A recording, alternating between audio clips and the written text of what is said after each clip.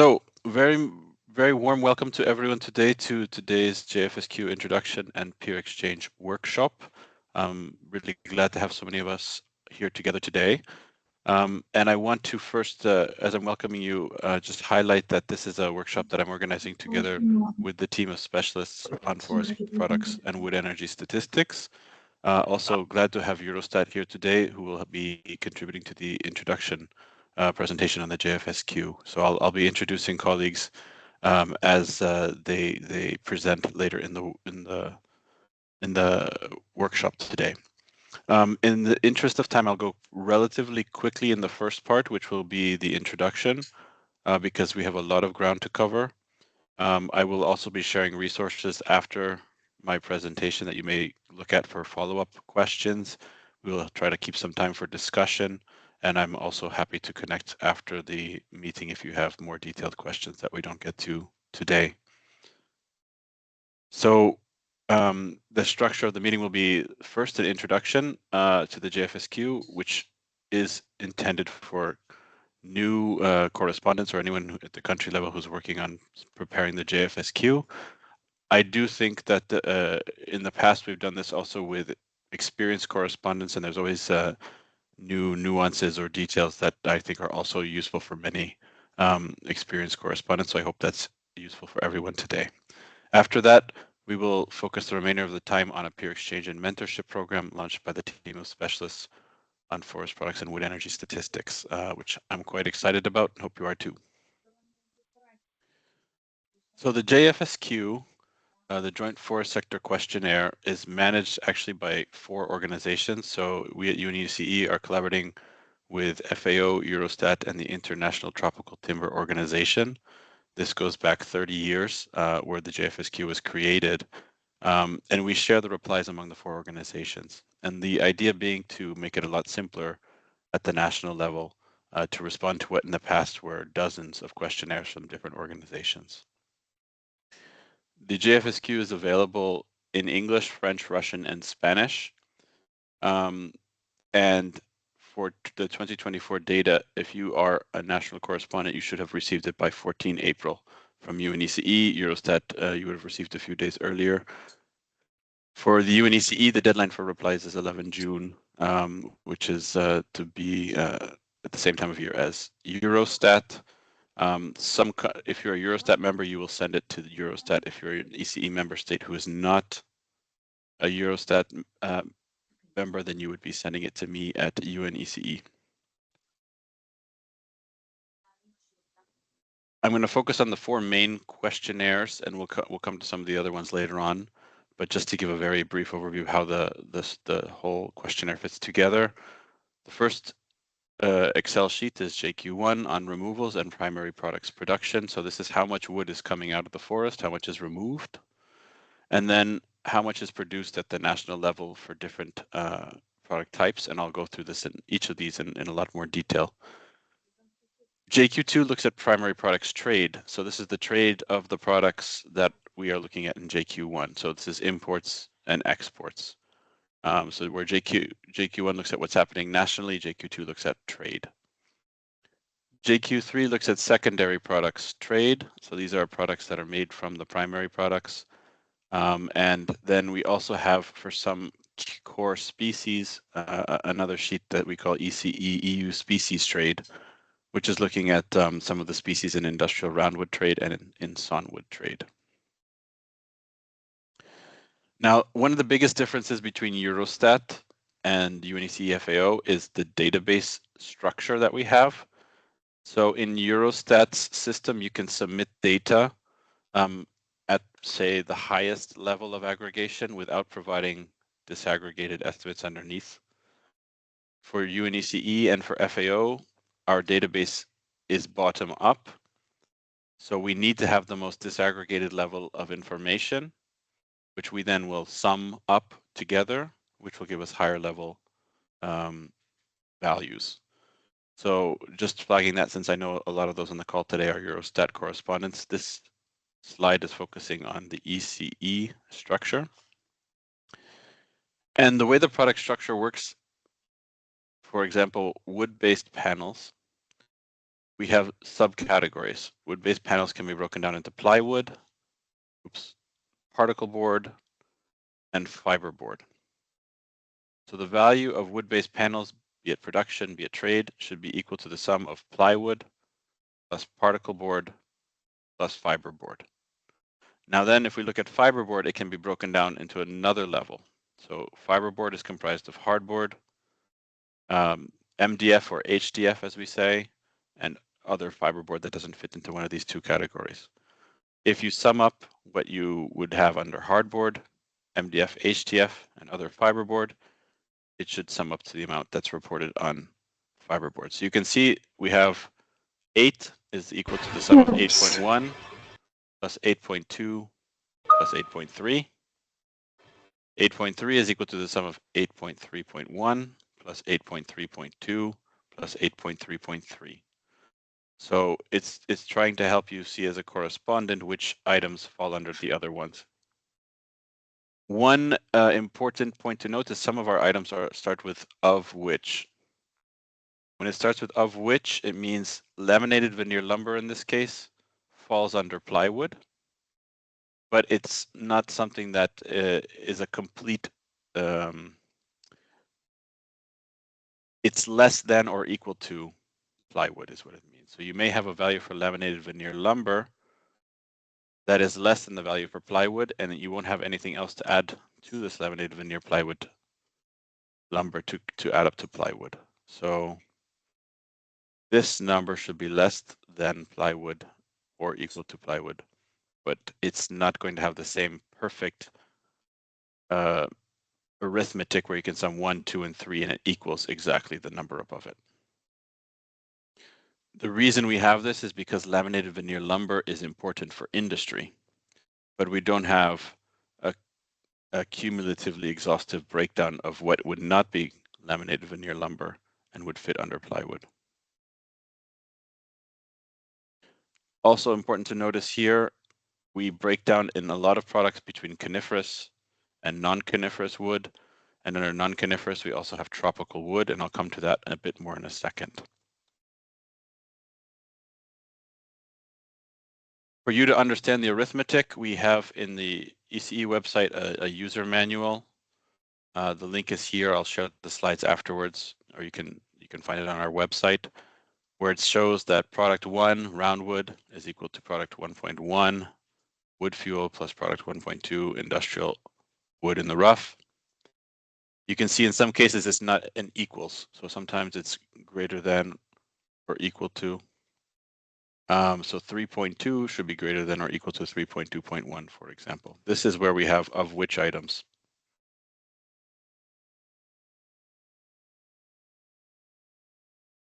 So with that introduction to our database structure, I want to go through the specific sheets, starting with JQ1, which is where we have removals. So what we see in the screenshot here is part of the removals reporting. We also have production. I didn't include it in the screenshot, but what I want to focus on in this slide is the structure of the columns. So we have our product codes over on the left, where you can see the aggregation structure, the names in English, if you're using the English questionnaire of the products, the units. So in this case, on this screenshot, we see 1,000 cubic meters under bark, and we'll talk a little bit about under bark versus over bark later on. The years, I took this actually from an older questionnaire, so it's 2021 and 2022, where you're asked to provide data. And for JQ1, we're asking for quantity, we're not asking for value.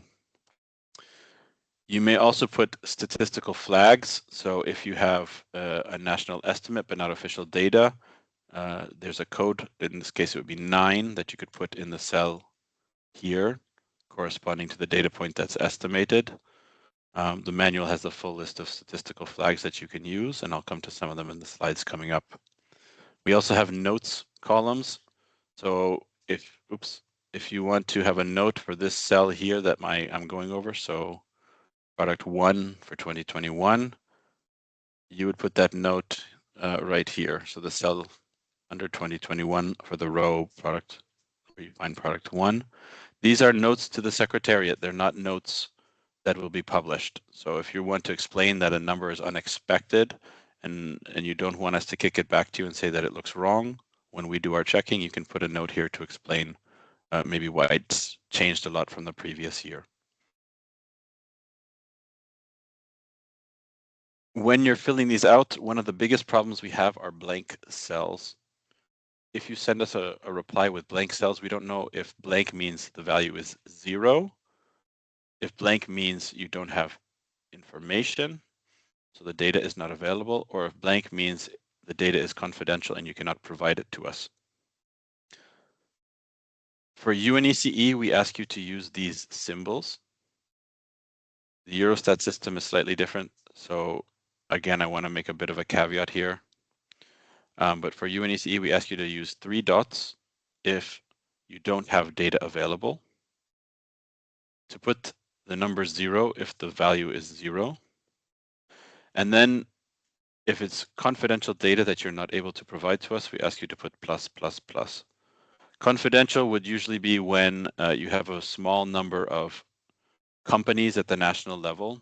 So if you have one exporter, if you give us the amount of their exports for that product, then that would be sharing their confidential information. So if you don't have enough diversity at the national level, you will have confidential data.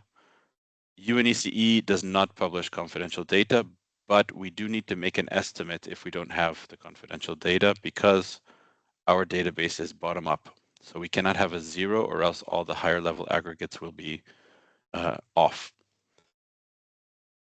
Again, Eurostat works a little bit differently. For Eurostat, you can provide confidential data and it will not be published.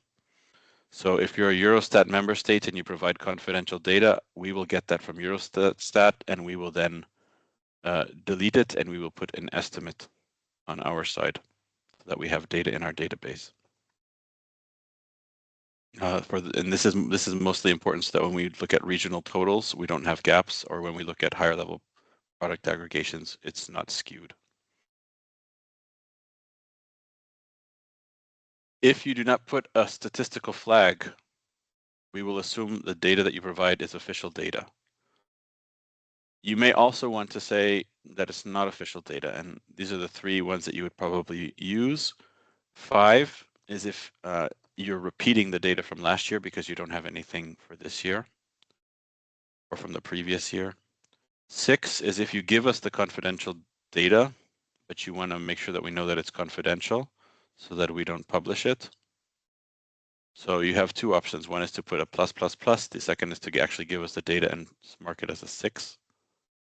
And 9 is an unofficial data, so a national estimate. So this is not the same as official data.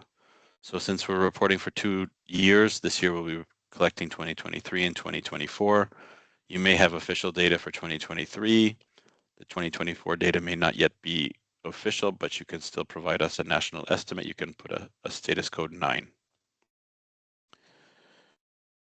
And as I said, the notes, they will not be published, but they can be useful for us when we provide, when we process, because when you send to UNECE, we are going to check if the data has any logical inconsistencies. So for example, if your exports are greater than the sum of your imports and your production, that's a logical inconsistency. It actually does happen in the statistics, but we would need to understand why. Because normally you shouldn't be able to export more than you have available from production and from import. In practice, this does happen, but that's where the notes can be useful. Maybe you don't have the production capturing small plants. Maybe you have a stock from a massive event the previous year that is still being exported, etc. But we need to understand why that is. When you complete the form, so this is still on JQ1, we will have also some checks in the JFSQ that we encourage you to use that look at discrepancies. So if you provide for 1.1.c a value of 1 and for 1.1nc a value of 2, but for 1.1 you provide a value of 5, that would be a logical inconsistency. They should sum up to 5. So if the check shows 0 in this case, it means that the values below it are matching. the aggregate, but if it's not showing a 0, then it means you have an inconsistency in your data, and you might be able to find the cause. Maybe it's just a computational error, for example, in one of the inputs you received. JQ2 covers imports and exports, so it's the same products that we have on JQ1. The breakdown of industrial roundwood is simplified compared to JQ1, but otherwise it's the same products. And we are asking you in this case to now not just report quantity, but also to report value. And we ask for this in national currency. So it's not that you're reporting in US dollars unless that's your national accounting system. So you can report this in euro or whatever your national currency is. For tropical species, I said I'd come back to this. We have a footnote on a lot of the items. So as the person completing the JFSQ, you're requested to check bilateral trade flows and see if there's any non-coniferous, non-tropical species that are exported by tropical countries or imported from tropical countries. So an example here is a number of European countries are importing eucalyptus from Brazil, for example. So if you don't check the actual trade flows, you would miss that as a tropical import, because the definition of tropical would include eucalyptus coming from a tropical country. So these are the products where you are requested to check tropical flows in trade. And this is a request from the International Tropical Timber Organization, which is following that most closely. Another check that we have, and this will provide a little bit of kind of a conceptual framework to how the JFSQ works, is your industrial wood balance at the national level. So we look at industrial roundwood availability. So this is the removals plus imports minus exports. Excuse me. We look at recovered wood used in particle board. We look at agglomerates, sawnwood, veneer. So we're taking for all of these production plus imports minus exports. We're converting it. So how many cubic meters of roundwood would we want to have? Actually, of sawnwood we want to make this cubic meter of the product. So we need 4.9 is the conversion factor for chemical pulp. And the idea is to say, for everything that you're producing made out of wood, do you actually have enough wood coming out of the forest that's available for it from removals, or you're importing it from somewhere else? So this is a little bit like what I looked at on the previous slide, saying production plus imports minus exports, but it's also now looking at not just at the product level, but across kind of a top-down, the cascading use, if you want to look at it that way, for what's coming out of the forest, and then is that enough to produce all of the products that you say you're producing? If you have a negative number, then it means that maybe something is missing in your data. So this can be a useful check at the national level. This is probably not something you'll do as you do a JFSQ the first time, but it's something that you may want to keep in mind and do an analysis at the national level when you have time. And that's very linked to JQ1 and JQ2. JQ3 is imports and exports in value only of secondary wood products. So wooden wrapping and packaging material might be made from pulp. For example, we have pulp as a primary product. What we're looking for here is to see the economic contribution of the industry. And that's why we're only looking at value. It's very difficult in some of these cases to assign a weight, especially a weight that is attributable to wood, since some of these products are mixed with other materials. ECE-EU questionnaire. As I said, for roundwood and for sawnwood, which we don't see on the screenshot, we also would like to have some information on some of the main economic species. So here's an example. We want pine and we want fir spruce for industrial roundwood. Now the value of pine plus fir spruce may be less than the total value of industrial roundwood because there's other species, but we are focusing on this questionnaire. For Eurostat member states, you should be looking also to provide the species breakdown for saw logs and veneer logs, and for pulpwood and other industrial roundwood, so a bit more detailed. UNECE is not collecting the blue cells from our member states. And with that, I would love to invite Melinda from Eurostat, who will be walking us through some of the sheets that are only applicable to Eurostat. These are sheets that if you are a UNECE member state but not reporting to Eurostat, you will not be reporting on. Melinda, please. Thank you, Daniel. So EU and EFTA countries will see an additional table in the Excel file. It's the very first table where we require data for removals over bark. Only for roundwood, as you see, it has the same structure as the next JQ1 table for removals under bark, but here we ask data for overbark. Most countries report either overbark or underbark. If you report both, then in the next slide, you can see that the conversion factors between overbark and underbark will be calculated automatically.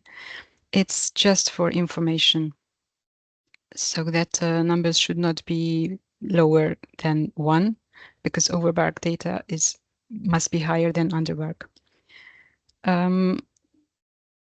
So these factors are calculated from the data that you provided, but if you do it, so we do not, we encourage you to use your own conversion factors, and well, here you can check the result, but so this is really just for information. And the next slide, please. We have another table for extra EU trade. It has exactly the same structure as the GQ2 table for trade, but here we ask only for data outside, where trade is carried out with non-EU countries. The structure is exactly the same as you see, but we have another additional check for the data. The very right-hand side of this slide, you see that for each data point, we check whether the extra EU trade is lower than the total trade, which it has to be. If not, you will see a red error message in this check table. It does happen sometimes. So please, if you see this red error message, please check the numbers, the figures. Otherwise, we will come back to you in the validation report. And if we cannot resolve this, then we do not publish the extra EU trade figure, but we will publish the total trade figure. That has priority. And just briefly, I would like to come back to the flags. As Daniel mentioned, we do ask you to provide confidential data and mark it as with a confidential flag. And when we forward the data set to UNEC, we will delete the confidential data, so they will not receive it. It's not that I don't trust Daniel, but I simply have to delete it. If you send the questionnaire to UNEC, then of course you can decide what to do with the confidential data. And concerning the markings, I accept if you put 3 dots for data not available. Now the questionnaire makes it possible to introduce the 3 dots or the 3 pluses for confidential data. So it's absolutely okay for me if you do that.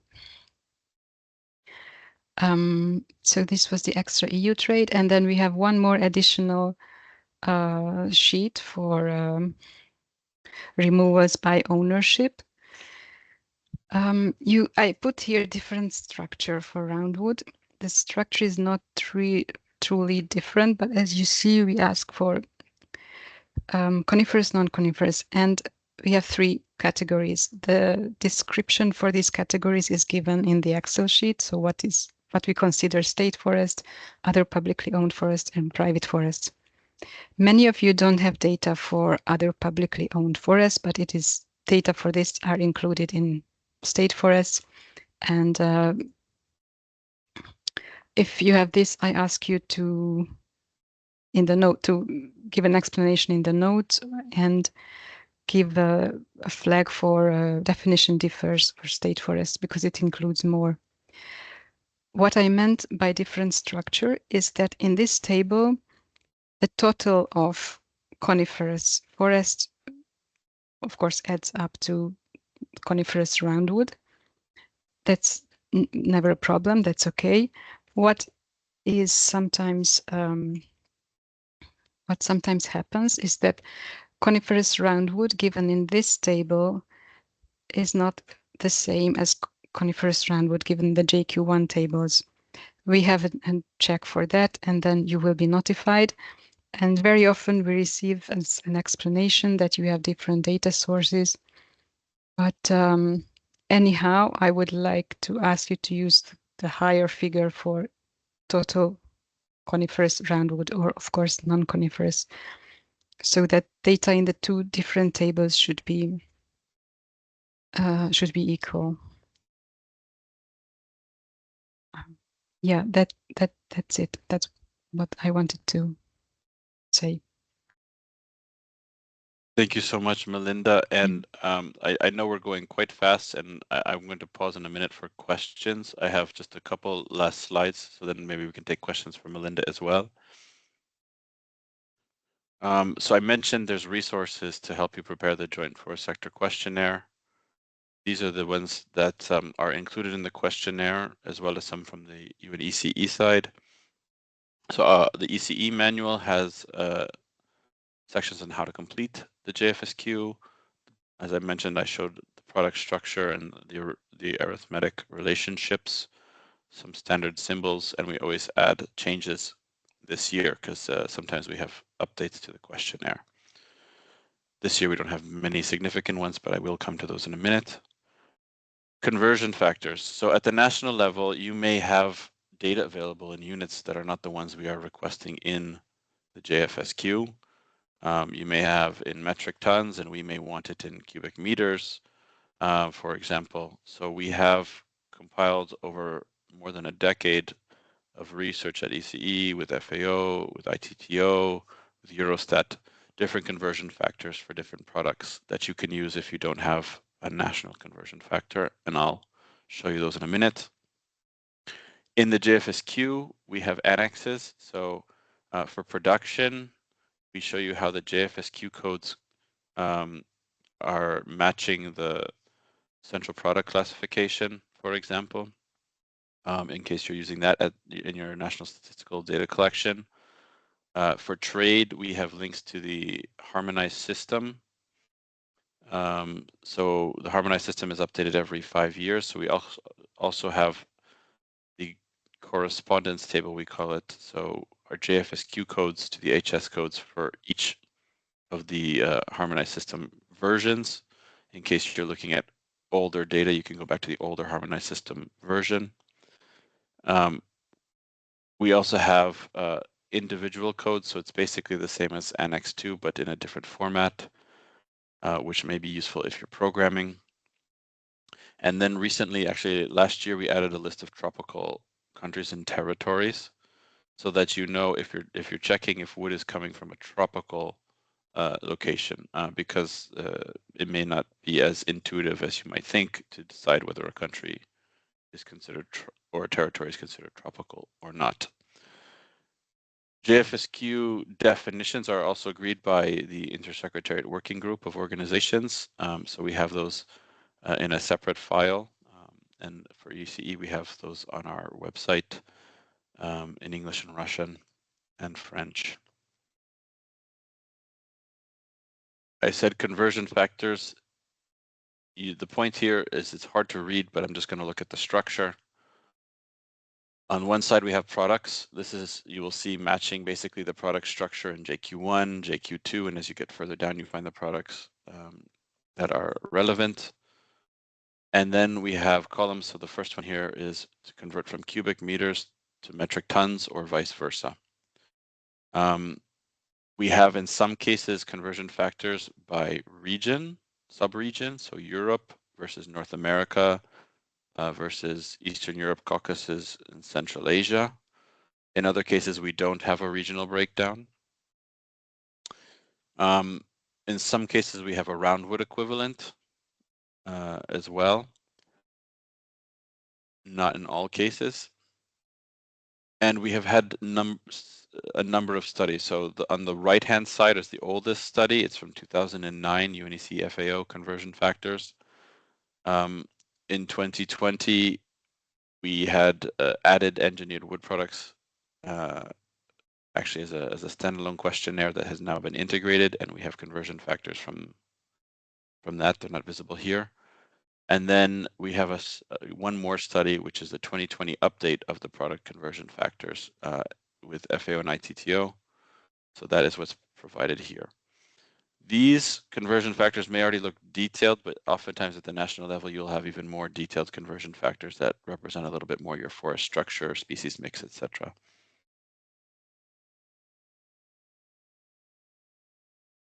This year's updates, and I'm going to try to go quickly here because we're short on time. So there's no changes to the data structure or the visualization. There's a few updates in the correspondence codes to the HS system in the annex. So if you have automated any of that data collection from the HS system, please double check your codes are up to date. For wood charcoal, there was last year, the definition included charcoal from shell and nuts, and this year that was corrected to be excluded. And as Melinda said, the aggregation checks, which I also showed now, don't just show a 0 or a negative or a positive number. They say if it's okay or if there's an error. For countries using the Eurostat combined nomenclature for their trade statistics, there's a new combined nomenclature breakdown this year under sawdust, wood waste, and scrap into bark, production waste, etc., and other. And this is important for the JFSQ because other helps us to track post-consumer wood waste. So there's been a lot of interest in circular economy, but we haven't had trade statistics on recycled post-consumer waste. This new combined nomenclature code should help us to start splitting that out. This is not in the harmonized system. This is only for the EU customs codes.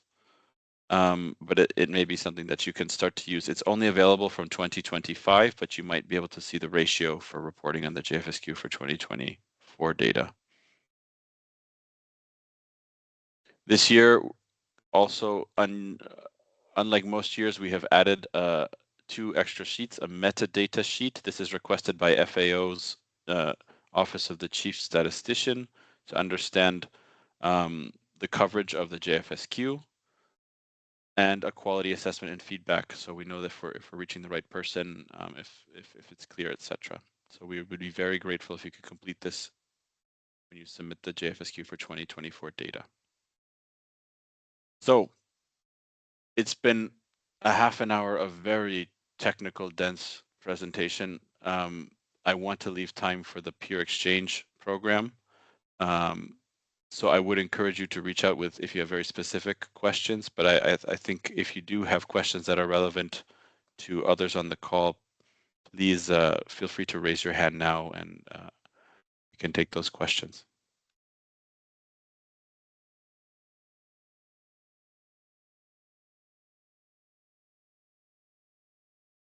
And if you want, we should have some discussion time later on after the case studies for the peer exchange. So we may also take some questions at the end if you're still digesting everything that we presented. David, please.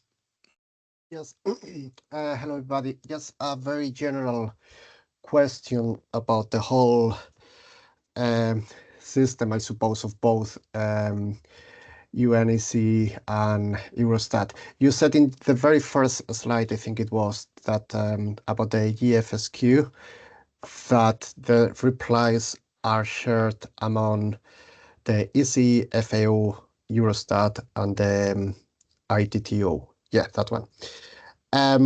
So that means basically that Eurostat, so there are two different submissions, one for the UN and the other for Eurostat, but Eurostat still has access to the UN information submitted. Is that right? Yeah, no, that it's good to clarify that. So it works actually the other way around. So as a Eurostat country, you are required to submit to Eurostat through EDAMIS, and Eurostat would share that with us. Melinda mentioned that she would delete confidential data. Yes. We True. also have Eurostat correspondents like you who know who we are, who choose to also copy us on an email with the version that's submitted to Eurostat. And if you send it to us, that was what Melinda was alluding to, we would see your confidential data. In that case, we will not publish it. We will replace it with an estimate. The way we would estimate it is either by repeating a historical data point that we have or by using some other estimation technique. So we can't just change a number, make up a number and that's close and say it's an estimate. We have to have a technical approach that we use. And that's how we make those estimates. So that's the main difference in terms of how the data would be received by us. So there at is UNECE. only, sorry, by the national correspondence, there is only one submission, which is to Eurostat, but that includes all the information for both bodies. Yes, it does. And ITTO as well. We didn't go through the ITTO sheets today because we're already tight on time.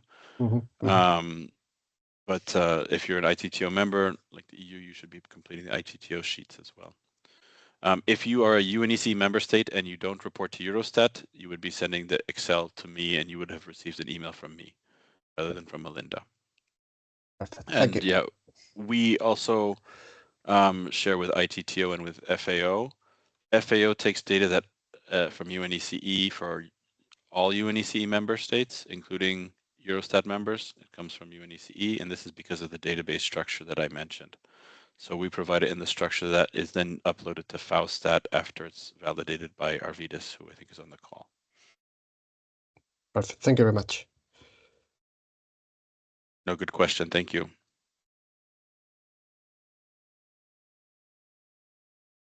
And please do feel free to reach out with more detailed questions separately if they come up after the call, after the workshop today.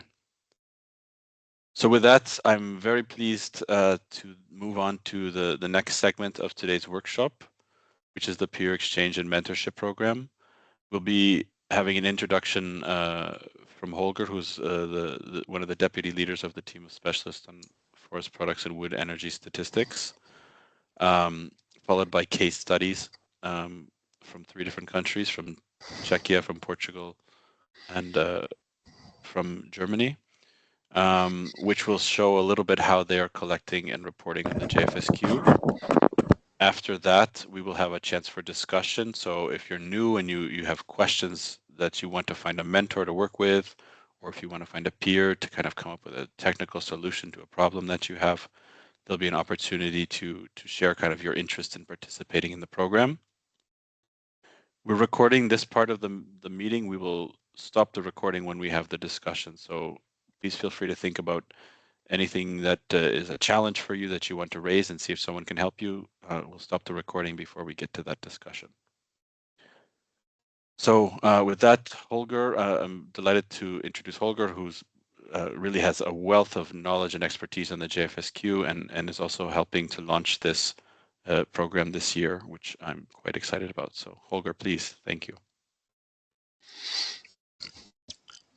Yeah, Daniel, thank you very much. I'm not sure about the last words, but I'll try my best introducing the peer exchange program overview, which is the first round ever we had on the peer exchange. So it's a try for everybody of us, and the idea is with this program to strengthen the quality of forest products statistics by implementation of peer mentorship activities. So it's an activity among us, partly supported by the Secretariat, but mainly among us. It's to support the JFSQ correspondents to improved reporting capacity, including data collection and quality for national and international purposes. And it's also an aim to enhance expert exchange on topics related to the JFSQ. It's really important to note that this program participation is voluntary for everybody. It's informal. So if you have a bilateral meeting, you don't need to share this information with other, especially if it's on confidential information. It's bilateral, so two persons, two colleagues will meet, and it's unfunded, which means we are not supposed to travel around. It will be mainly probably via web meetings, the meetings.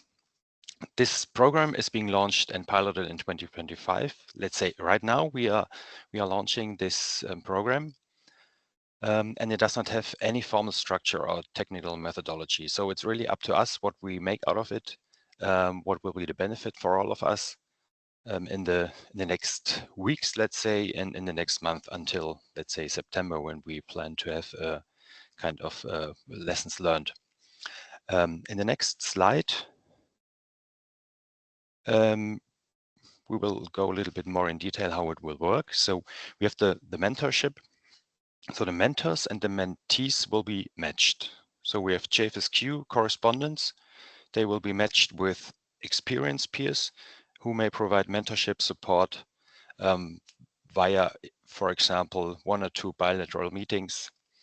There will be maybe technical assistance on specific topics, which will be raised by the mentee or maybe also supported by the mentor if they have knowledge on specific problematic parts of the JFSQ. The idea is we didn't agree on this right now, but within the, let's say, next couple of days, we will send out a list with the pairings of the mentors and the mentees, so that with the contact dates, so that you will be able to contact each other and set up meetings. The JFSQ correspondents for a peer exchange and the experts matched for peer exchange on topics of mutual interest. So it's on both ways, let's say, to learn what you are doing in the countries. And the structure of the mentorship and the peer exchange should be agreed bilaterally. So there is, let's say, more or less no support from other parts, as already mentioned. It's up to you to organize yourself, to set up a meeting. There is no standard method. Maybe we will learn in September in the lessons learned meeting on a standard method, but right now there are really no suggestions how to proceed with this. And as already mentioned, it's also the plan to organize a webinar in September where we can exchange our experiences and the lessons learned from this first peer exchange. And also the idea is to have this as an annual, let's say, program. So we will have this also in 2026, where we will proceed with the mentorship program. And with this short introduction, I'd like to hand over back to you, Daniel, I think, and we can start with the case studies. Thank you. And maybe questions afterwards, after the case study presentation, I guess. Yeah, thank you so much, Holger. I mean, maybe if there's any questions now that anything about the program itself that's not clear, feel free to raise your hand, but I think we can also take them, as Holger said, after the case study presentations, if nothing very pressing. So not seeing any hands, so I would like to invite Mr. Michal Szynik from Czechia, who will be presenting on production statistics. Thank you, Michal. Yeah, thank you very much for the floor and good afternoon to everybody. So I would like to shortly introduce you our methods for collecting production statistics on wood products in the Czechia. So please, next slide. The first and the main source for fuel wood, saw logs, and veneer logs and pulpwood is annual questionnaire completed and submitted by Czech Statistical Office to businesses with 20 and more employees and having forestry and logging as their principal activity. as classified in the division 02 of the classification of the economic activities, CZ-NACE. And also to businesses which manage forest land with the area of 20 hectares and larger. By this questionnaire, we cover 77% of forest area in Czechia, and then we made calculations to the whole area of the forest in the Czechia, and it is based on an average removal per hectare, which is done by regions and ownership categories. Next one, please. The second source of information is produced by Ministry of Agriculture, and it is annual questionnaires completed and submitted by forest owners, which have forest area more than 50 hectares. From this questionnaire, we can separate state forests, municipal forests, and private forests, some assumption for the part of JFSQ, which is reported to Eurostat. But the main purpose of this questionnaire is to find out the costs and yields of forest owners and the development of these costs and yields. There is a lower response, only about 31%, and the calculation is also based on the average removal per hectare and ownership category. Next one, please. For sawlogs, veneer logs, and pulpwood, we have also surveyed of wood processing capacities conducted by the state enterprise, Lesy České republiky, or Forests of the Czech Republic. This state company made the first round for the years 2019 and 2022, and now the second round has been conducted, and the results will be available in July 2025. The motivation for wood processing companies is that all registered entities will have the opportunity to become a timber buyer from 2026, and this because the state enterprise manages 44% of forest land in the Czech Republic. So I think the motivation is quite interesting for these wood processing companies. Next slide, please. And regarding other wood products, we cooperate with Pulp and Paper Association, which is paid service by Ministry of Agriculture. And based on this, we received quarterly production and trade figures for pulp and paper products, and also consumption of pulp wood. It means logs and also the chips, which is differentiated. We use also data of Pellets Producers Association because there is usually once a year a newsletter on annual production. So it is also an important source for us. And also really important is knowledge of national production capacities, which we can combine with articles in press regarding current situation. Also, there are available some annual reports of companies, but not a lot of them. Interesting source of information could be permission for construction or reconstruction of wood products producers. For example, this environment EIA reports, environment impact assessment, when, for example, for new plant capacities, some information must be stated for this EIA evaluation. And I would like to recommend also FAO pulp and paper capacities if you do not have some knowledge about pulp and paper capacities in your country. So you can use this publication, and you can find also who is the national correspondent for this report. And next slides, please. And I think it's everything from my side. So thank you very much for your attention.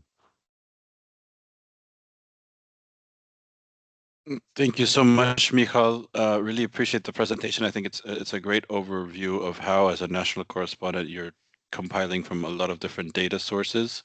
And I know that it's probably something that's also been developed over a number of years.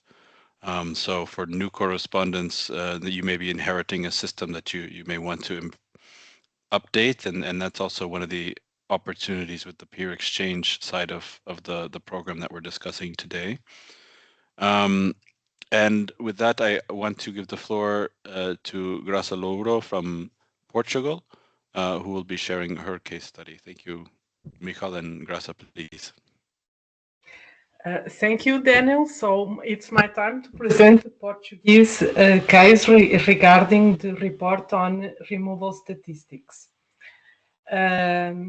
I work at the Institute for Nature Conservation and Forest, which is both the National Forest Authority and the Biodiversity Authority. So first of all, when we received the request from Eurostat, we replied to Eurostat and sending in also to UNES after ECE afterwards. It's to regard at the definitions if some change has been produced, and this is the copy of the removals definition from the document that is sent by Eurostat each year when they request for the reply of JFSQ. Next slide. I'm not going to read it because the correspondents have received it, so it's not, I think, to take time to read the definition. So this is the example of the Portuguese reply to removals in 2024. First of all, I want our methodology does the priority for sources is the organizations of production, namely from foresters, from forest producers and industries. But we have also, we are flexible and adapting our methodology according to the availability of data within each reply. We also have the statistics from Statistics Portugal and other bodies, government bodies, and other process. They vary according to the items and to the species, coniferous, non-coniferous. So for the same item, we can have different sources.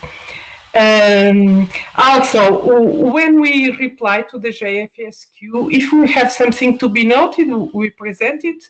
This is we can see, you can see here, for example, in non-coniferous wood fuel in 2024, we have this noted, we pointed this note, that is, the increase is also explained by the update in the collection factor from tons to cubic meters. And this is because we found a better reference for conversion factor. So we changed the data and the trend changes a little bit, changed also a little bit. So that's why we noted that within our reply in 2024. And in the flags, we also pointed, for example, in pulpwood, we have different sources, and we think the detail is important, at least at national level it is important because according to our sources, we have the information for wood panels production and the logs that are going to wood panels and the logs that are going to pulp and paper. So we think that this is an important detail. That's why we noted, we pointed it in the flag columns of this sheet. Next slide, please, Daniel. Going from major item to, we start with the wood fuel. In the wood fuel, now, in our present reply, we have two types of sources according to the species. For non-coniferous, we use the survey on energy consumption in households. That is a survey that is done by joint. It is done jointly by the Statistics Portugal and our Directorate General of Energy and Geology, and this last body are the ones that compile and extract from this survey the data about wood fuel consumption in Portugal, which we are using for wood fuel. Because we don't have a better, because this is consumption, and we don't have a better source for these for non-coniferous. In the case of Pinus pinaster and coniferous wood fuel, we have another source which we consider is more reliable. That is Centropinus, an organization that is focused in Pinus pinaster and coniferous species. And we consider its information better than the one from the survey, which that's why we are using it. But to validate this information, we also consider other types of data, like the ones that are coming from cutting permits, which is these permits are managed by the Institute of Nature Conservation. And in the case of wood fuel, basically are these ones. Next slide, please, Daniel. In the case of the other logs and removals that are considered, we have a difference between major items according to the subsectors.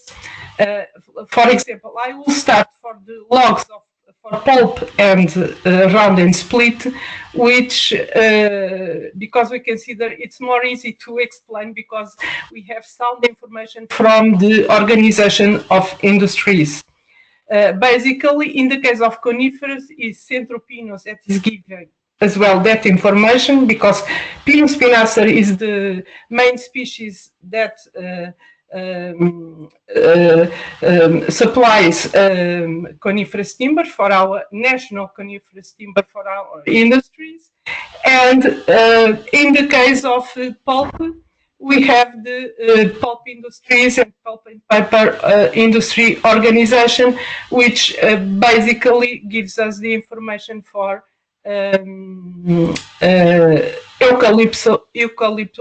eucalyptus, which is the main species that supplies our nationally our industries with national timber. In the case of other roundwood logs, we have more difficulties, and basically we use, there is a P lacking in Protocon, but we are considering deriving the information from the industry statistics, but also considering other sources as Centropinus and cutting permits. In the case of sunwood, we used to have also, before I was a correspondent in the JFSQ reply, we used to have the organization of wood construction and furniture industries used to send us give us the information, but unfortunately now they are not compiling this type of data. So we have, according to the species, different types of sources. It can be Centrospinus, that is that organization I talked that is focused on Pinus pinaster, and they do a very sound compilation and collection proceeding near the industries they follow, and they give us the removals under bark, which we use to fill the data in the questionnaires. In the case of some woods, as that furniture and timber construction organization discontinued to give us the data, we now are using also the industry statistics that are published by Statistics Portugal, which and we derive from some wood production, because this is our industries, these are industry statistics. So we derive it from the sun production using a conversion factor to fill the data in the logs removals that are required to produce that sawnwood. Of course, the Prodcon, we don't use so often the Prodcon's statistics because they do not cover all the industries, and sawn industries, they don't cover the small industries, which in the case of Portugal, sawnwood industries are very small industries are relevant. That's why we do not use as main source Prodcon, but in fact, in the case of non-coniferous, it's the only possibility, and we derive it from the sun production. And next slide, please, Daniel.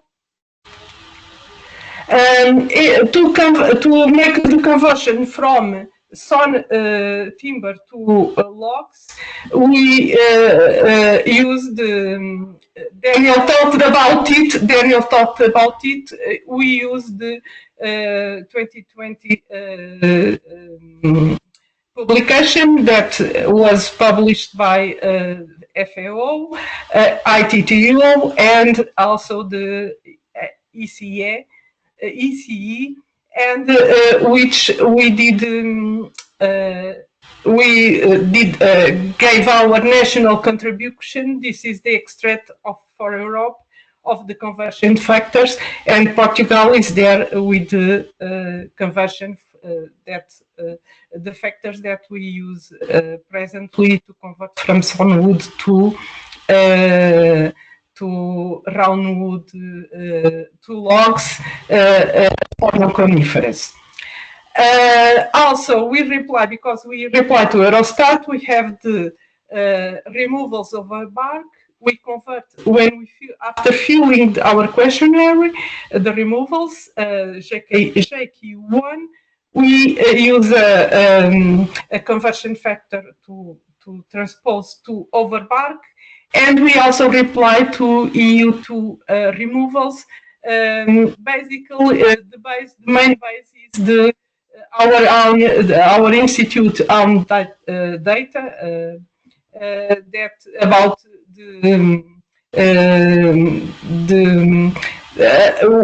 with the information regarding the logs that are coming from public forests. And that's it for my side. If you have any doubts, I will be available to reply. Thank you. Thank you so much, Graça. I think it's a really interesting case study because you show not only how many sources you have to use because they all have their own specificities and limitations, and I think it also is useful for those here who are thinking about how, yeah, maybe their national data collection isn't perfect, identifying areas where you can improve data quality, and maybe there's a lot of opportunity within this group for exchange on those different methods that you might want to use, because we know each data source has its strengths and its limitations. So thank you so much, Graça. And can I just add one thing?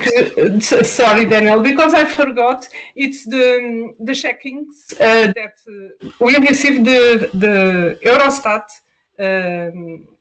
Excel, and the checks are really useful that are there. So in the end, we do the final check according to the formulas that are there on the JFSQ that Eurostat sends, and it's very useful to do the final checking. And sometimes we have errors, namely when filling the questionnaire. So in the end of every data is there. We always do a second look to check for errors within the checking formulas that are incorporated in the file that Eurostat sends to us. Sorry. No, it's good to highlight that, and those should also be available for all member states because that's included in the version sent, not just by Eurostat but by ECE, by FAO for FAO countries collecting. Where FAO is collecting replies, and same for ITTO, and it's really useful that you do that before we see it because it reduces a lot on potential back and forth where we ask you about inconsistencies on our side. So with many thanks to Grasa, I'm pleased to welcome back Holger, who will be presenting a case study on trade in Germany. Holger, please. Yes, thank you, Daniel. On the next slide, please.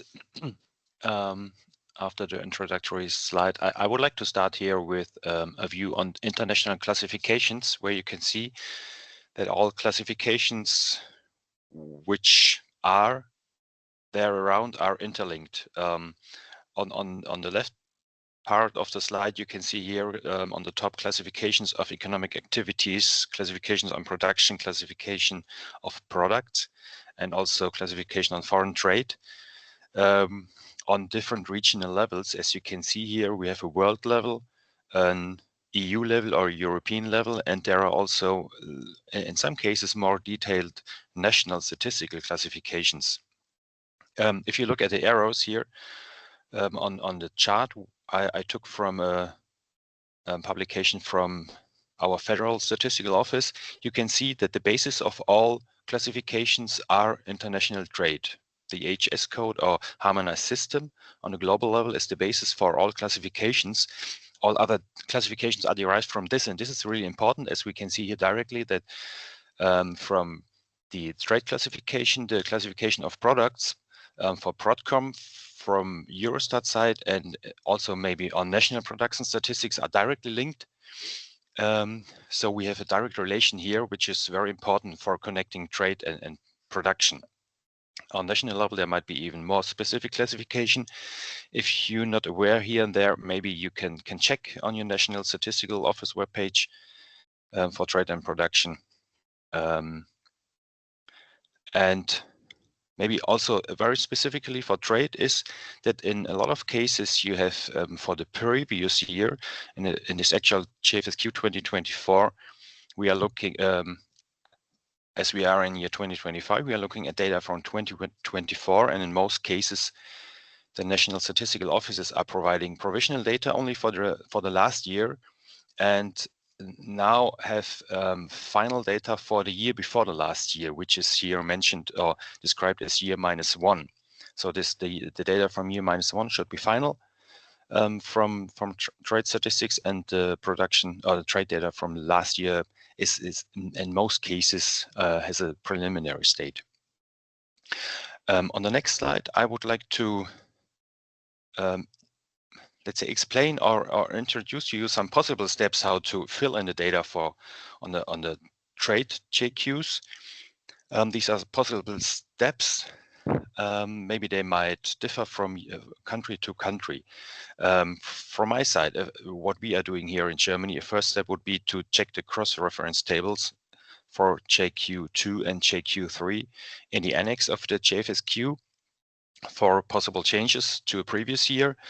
As a second step, we apply the correspondences, in our case, for the combined nomenclature of 2024 to the JQ codes to our internal database. And very new and very thankfully to you, Eurostat, and especially Melinda, for providing the new Excel file on the CM Prodcom references for 2024, where you have a direct link from the CN codes to the JQ codes. So you can insert this direct information into the internal database and use this information. So it's much easier right now to use this information. And maybe this this Excel file is free for everybody, not only to Eurostat members. Then having, let's say, set up this structure, a third step would be to download trade data from, preferably from the National Statistical Office. If there is no trade data available, maybe you can also have a look at Eurostat COMEX trade database or UN Comtrade. Yeah, and as already mentioned, preliminary data for the previous year should be available, and the final data for the year before the previous year. Then a fourth step would be to calculate the data for the JQ2 and JQ3 and transfer the trade data into the sheets, which have been presented by Daniel and by Melinda. The sheets JQ2 on trade and the sheet JQ3 on processed wood products, and also on the sheet EU1 extra EU trade, which is also relevant for Eurostat members. If then inserted the trade data, it's really relevant to apply flags and notes if to be applied, and use the checking routines, which are on the right part of JQ2 and JQ3 to check if everything is all right on the data. And maybe also in some cases you have differing data from maybe industry federations and associations. In Germany, it's a case that we use for trade data from for wood pulp, recovered paper, and paperboard from our National Paper Industry Federation, because they say it's more accurate than what comes from the official statistics, because they say in official statistics are here and there some double countings in trade. So we use here data from our National Federation for the JQ2 and translate this data then also to the extra trade data. Yeah, and with this quick overview on possible steps, I'd like to thank you and hand back to Daniel. Thank you. Thank you so much, Holger. I think this is a great overview also to provide all the mapping of the international statistical classifications, and highlighting that, yeah, the data from even in UN Comtrade, for example, is really just coming from customs offices. So sometimes we've seen that, for example, the values might be more reliable than the quantities. It really depends on the product, on the country, on the source. But I think it's important to highlight that you want to make sure that you have the best source nationally to have the quality data that you can publish in the end. So thank you so much, Holger. With that, we're coming to the end of our case studies. Now, we're not too far behind our agenda time. We want to have time for questions on the case studies. We also want to have a chance for anyone who's interested in the peer mentorship, or even if it's not mentorship, if it's just kind of expert exchange, to come in here, share which areas you're interested to partner with someone on. We've gotten a lot of replies on interest in the program. Right now, we have some mentors, people looking for mentorship, people looking just for peer exchange, maybe not as a mentor or a mentee, but just as an expert peer exchange. So now's a bit of a chance for you to share what you'd like to do or how you feel like you could contribute, because I think that will help further in the matching. So I would propose that we open up now both for questions or comments, but also for anyone who wants to come in and share what they're hoping to get from the program. So we can see if there's an opportunity to find a match. We had thought about doing a tour de table. We've had a lot of interest, so I'm not sure it makes sense from a time perspective to ask everyone to come on. But I would welcome anyone now who would like to take the floor with a question or to propose an area for exchange. So please just raise your hand and come on in. I'll call on you in the order that you raise your hands.